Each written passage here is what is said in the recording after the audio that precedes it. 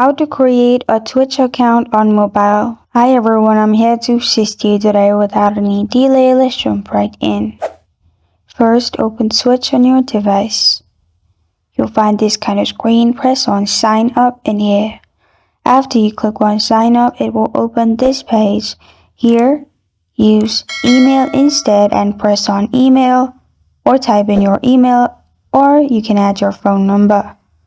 Then add username, password, confirm password, date of birth, and press on sign up at the bottom. After you press on sign up at the bottom, verification code will be sent to your mail or phone number.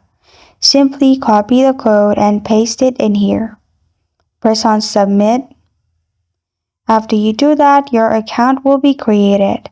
This is how to create a Twitch account on mobile.